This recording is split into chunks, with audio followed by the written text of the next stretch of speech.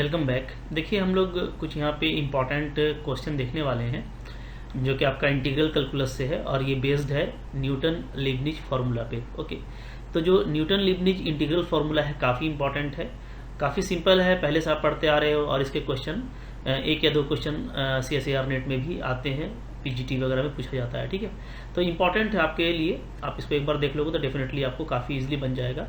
I hope आप इसको पहले से जानते होंगे। तो देखिए यहाँ पे क्या है, जैसे मैंने लिख रखा है यहाँ पे इंटीग्रल फार्मूला में अगर हम लोग न्यूटन लीबनिज की बात करें तो होता क्या है ना कि सिंपली अगर कोई फंक्शन है मान लीजिए, ठीक है, उसको आपको इंटीग्रेट करना है और जो लिमिट है लोअर और अपर दोनों अगर आपको क्या है फाइनाइट लिमिट दिया हुआ है। ओके, तो अगर ये फाइनाइट लिमिट दिया है दोनों ऊपर तो ये तो काफ़ी ईजी है। फिर आप इसको क्या कर सकते हैं, प्रॉपर्टीज ऑफ डेफिनेट इंटीग्रेशन से बना सकते हैं और डायरेक्टली भी बना सकते हैं। ठीक है, तो एक तो ये काइंड होता है। दूसरा जो काइंड होता है उसमें ये होता है कि जो लिमिट है आपका ए और बी, तो ए और बी में से जो कोई एक लिमिट है वो आपका क्या हो सकता है, अगर इन्फिनिटी होता है या अनबाउंडेड होता है तो उस केस में हम लोग क्या करते हैं, उस केस में हम लोग इम्प्रॉपर इंटीग्रल का यूज़ करते हैं। ठीक है, ये भी आपने पढ़ा हुआ है।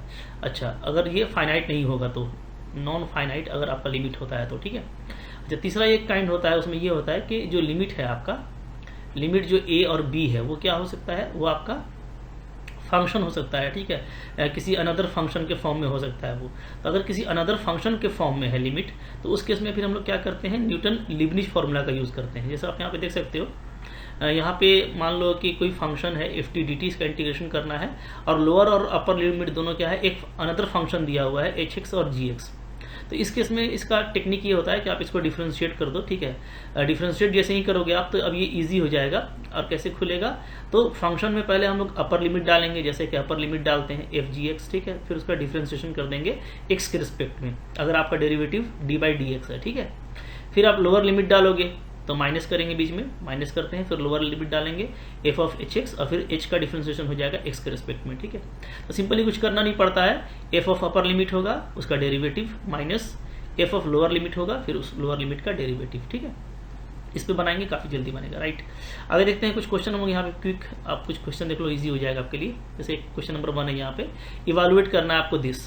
ओके, इसको आप खुद से करो, डेफिनेटली कर पाओगे क्योंकि डेरिवेटिव लगा हुआ है और हम लोग यहाँ पे ये देख रहे हैं कि डेरिवेटिव तो है ही और आपका क्या है, लिमिट दोनों आपका फंक्शन है 1/x है, √x है, राइट, cos t² dt है, ये केस है। तो यहाँ पे हम लोग ये देखेंगे कि हम लोग क्या करेंगे, कुछ नहीं, पहले t के प्लेस पे अपर लिमिट डालेंगे तो √x का स्क्वायर कीजिएगा तो x आ जाएगा। ठीक है, फिर अपर लिमिट का डेरिवेटिव, तो पहले मैं लिख देता हूँ, कोई इशू नहीं है, फिर आप इसको जल्दी जल्दी कर लेना, माइनस, फिर t के स्क्वायर पे नीचे वाला डालेंगे तो cos क्या हो जाएगा 1/x² और फिर इसका डेरिवेटिव।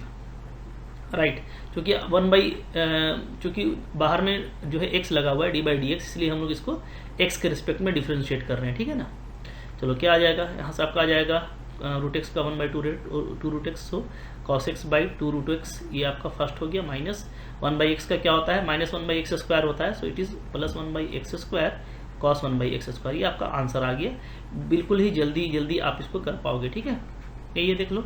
अच्छा, अब देखो इसी के अकॉर्डिंग बहुत सारे आपको यहाँ पे, जैसे क्वेश्चन नंबर 2 है, क्या है, आपको इस तरीके से दिया हुआ है ना कि 0 to x है, ओके, ft/dt इस तरह से है, इज इक्वल टू है x plus x to 1 t ft/dt। अच्छे से देखिए, ठीक है, ये आपका क्वेश्चन है। अब देखो यहाँ पे इस तरह से क्वेश्चन है तो हम लोग ये क्या करेंगे कि चूंकि ये वेरिएबल के फॉर्म में एक फंक्शन दिया हुआ है आपको लिमिट, तो आपको इसमें न्यूटन लीबनिज फार्मूला अप्लाई करना पड़ेगा। तो आप यहाँ पे क्या कीजिए, वो आपका गिवन हो गया, गिवन करने के बाद आप लिख दीजिएगा differentiating both side with respect to x। ठीक है, तरीका इसका यही होगा, आप दोनों तरफ x के रिस्पेक्ट में डिफरेंशिएट कर दीजिए, तो इधर भी देखो d/dx आ गया इस पूरे पे, और इधर भी आपका क्या आ जाएगा, d/dx आ जाएगा इस पूरे पे। ठीक है जी, अब देखो, अब d/dx लगा हुआ है तो हम लीबनिज का फॉर्मूला अप्लाई कर सकते हैं। तो क्या होगा, फंक्शन t के प्लेस में अपर लिमिट x डालेंगे, फिर x का डिफरेंशिएशन 1 माइनस 0 डालेंगे तो f(0), 0 का डिफरेंशिएशन 0, ठीक है, इज इक्वल टू, इधर देखो x का डिफरेंशिएशन 1 हो जाएगा प्लस, अब जब इस पूरे इंटीग्रेशन का करेंगे तो अगेन पहले अपर लिमिट डालेंगे 1, तो 1 × f1 हो जाएगा। ठीक है, और फिर 1 का डिफरेंशिएशन करेंगे तो क्या हो जाएगा 0, राइट, माइनस, अब लोअर लिमिट डालेंगे तो x, तो x ऑफ fx और इसका डिफरेंशिएशन क्या हो जाएगा 1। बिल्कुल क्विकली देखो आप कर पाओगे ना, यहाँ से आपका क्या आ जाता है, हमको चूंकि f1 का वैल्यू निकालना है तो हमको पहले फंक्शन चाहिए होगा। इधर आपको सिर्फ fx बच रहा है, इधर आपका क्या बच रहा है, ये पूरा 0 हो गया, 1 बच रहा है, और लास्टली आपका minus of x fx, right. यहाँ से अगर मैं fx को एक तरफ कर दूँ तो मेरा fx के बाद 1 प्लस x कॉमन हो जाएगा, क्योंकि ये माइनस में है, इधर एक आपका 1 बचेगा।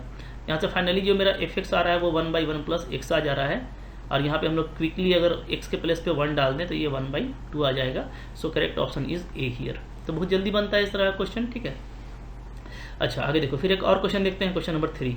अब देखो, अब आपके लिए बहुत मुश्किल नहीं है, क्योंकि काफ़ी इजी कॉन्सेप्ट पे काम हो रहा है, तो इसको आप खुद से ट्राई करो। डेफिनेटली आपने कर लिया होगा, करके आंसर मिला लिया होगा। क्या करना पड़ेगा, देखो 0 to t² दे रखा है, x है, fx है, इधर आपका 2/5 है, t5 है, ठीक है। अब देखो दोनों तरफ जो है आपको जो लिमिट है वो एक फंक्शन है, t² है, 0 से t²।